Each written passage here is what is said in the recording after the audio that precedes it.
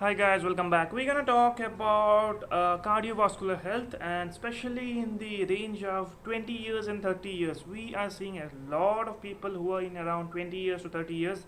They're having cardiovascular issues. Generally, we used to think that in the general public, okay, you are having a heart attack or you'll be having heart issues later at your life when you're around 50, 60, 70 years. But no, if you see the data, so many people, so many individuals are affected in at least in the 20 years or in 30 years. This two age groups is very much affected, and even 40 years also, 20, 30, 40. This year we used to think 50 years or 60 years more, then you need to be thinking about your heart attack. No. What are the causes now? What are the causes that will put you in a chance? Even me also, I'm in my 20s, right? Even it will put me in a chance of developing heart attack or having cardiovascular issues, cardiovascular disease. What are the reason? One of the very important reason is stress. This is the, I think I can say, is one of the most important reason is stress. Look, you cannot avoid stress. Nobody can avoid stress. You are having stress, I'm having stress, the another person is having stress, everyone is having stress. The goal is here is that we want to minimize stress, and whatever there is stress, we're trying to manage it. Now, how do you manage the stress, right? If you're having any problem, go and talk to your friend, your relative, your parents, your partner, right? To your friends, talk to them. Second thing, go for a walk, go for a alone walk, go for a solo walk, right? Third thing, watch a funny movie, or watch listen to song, or just sleep, right? Or do something that makes you happy. Go for a, give yourself some self time, right?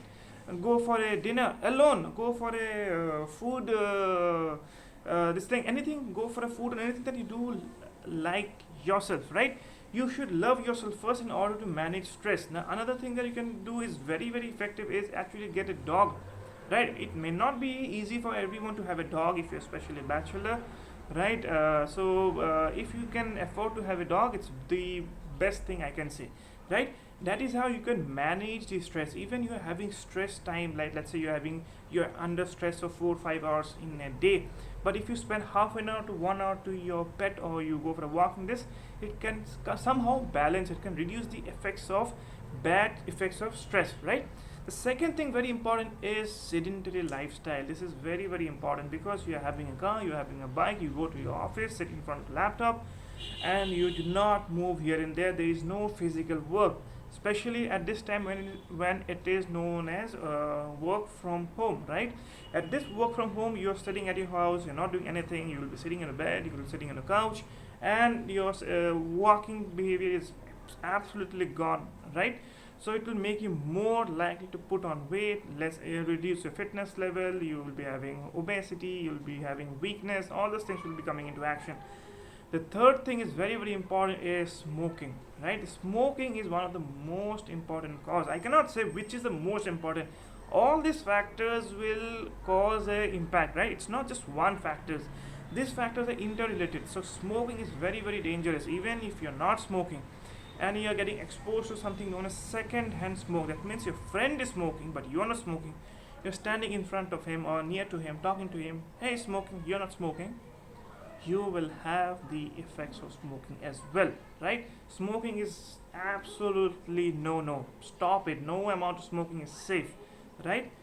Another reason is very important is known as alcohol. It's very important, alcohol. Some studies have shown that some amount of alcohol is actually good for your heart, but new studies are coming up and it is showing that no amount of alcohol is actually good for your body, right? The reason why it is told like this, because it is very unlikely that you are going to drink alcohol just for the sake of getting the health benefits. No one is actually going to do it. It's very unlikely, right? Because you will always overdo it. If you compare the risk and the benefits is something and risk is way too high, right? No one, it's very unlikely that you are going to drink just for the health benefits. You will always overdo the drinking upper limit, right? So drinking is very important, that you do not have to drink. Another thing very important is something known as junk food, right?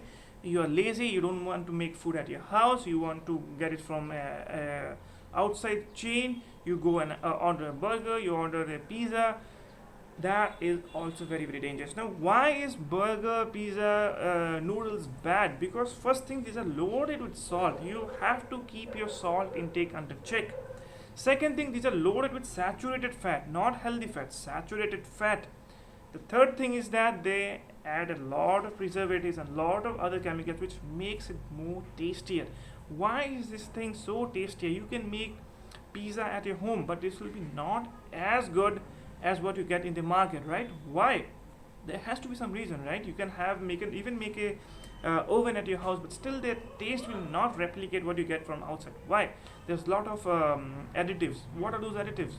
Those are the main culprits, right? So you try to remove the salt from your diet, right? You have to remove oil from your diet, and you have to remove the sugar from your diet, right? If you're overweight, you'll be having hypertension. If you're having hypertension, you'll be having heart issues.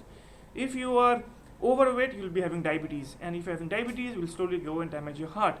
Now if you're having diabetes, you will be having hypertension. If you're having hypertension, it will put you at risk in developing diabetes, right? If you have hypertension, it will give you diabetes. If I'm having diabetes, it will give me hypertension. So these are interrelated, right? If I'm having diabetes, very bad condition. If I'm having hypertension, very bad condition. If I'm having hypertension and diabetes both together, very bad condition. So these are the things that puts you in the risk of developing cardiovascular health, cardiovascular deterioration, right? And the last point that I want to mention is actually sleep. Not sleeping adequately and having a good night's sleep.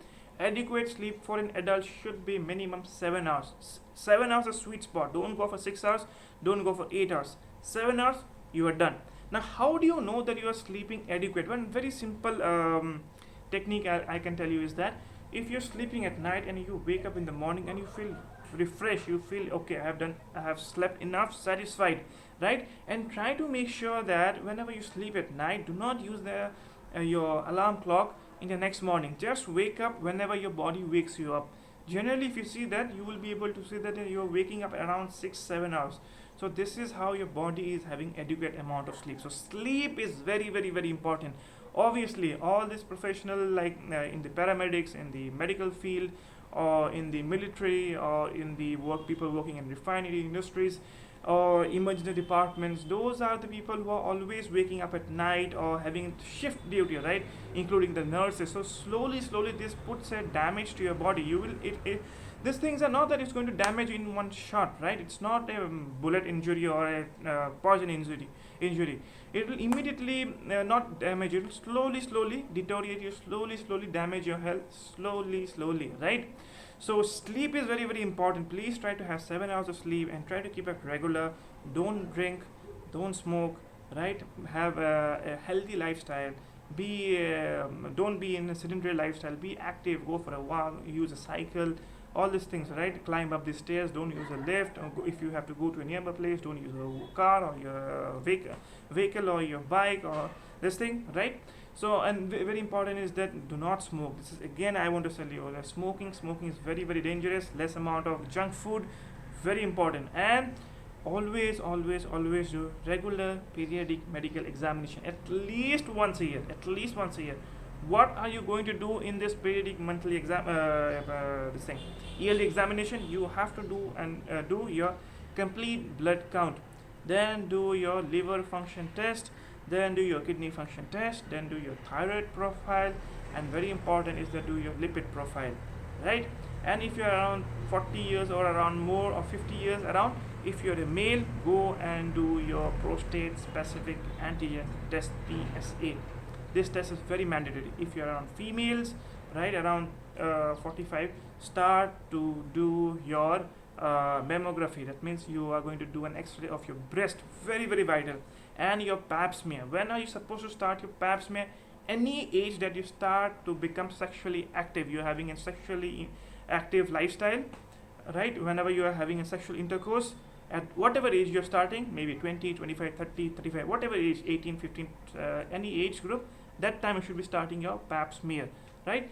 These are the tests that you should be always doing. And also very important is that you have to do these two tests. Like you have to do HbA1c, that is what we are trying to see, what is your blood sugar level, right? We are trying to find out that you have not developed diabetes or you are having pre-diabetes. This is very important. And the third and the next thing is that go and check your blood pressure. You have to check your blood pressure. And please, I want to tell you again, there is no symptoms of diabetes and there is no symptoms of hypertension. This is the simple answer. If you say, are you absolutely sure there is no symptoms? Yes, there are symptoms, but those symptoms are very late stage, very end stage, and you should not worry about the symptoms. If you're waiting for the symptoms of hypertension, that is you have high blood pressure, or you're waiting for the symptoms of diabetes, let me tell you guys, you have damaged your body to a very great extent. So this is the reason it is known as silent killer disease, right? So this was a small video about this, and it is more important this that young age group also should be very careful about cardiovascular health. Just go to the internet and just see what is the number one cause of death in the worldwide. Number one cause of death. It's not COVID. It is not cancer. Go and check what is the number one cause of death in the world. Alright. So cardiovascular health. Do not take it lightly. Maintain your blood sugar level. Maintain your diabetes. Maintain your hypertension. Do medical checkups, and also do your regular periodic medical examination, and follow these tips. And also go and talk to your doctor if you are having your family history, your mother, your father, your brother, your sister is having this kind of issues. You are more likely to develop all these issues. So there is some risk factor, then you should be more careful. Thank you.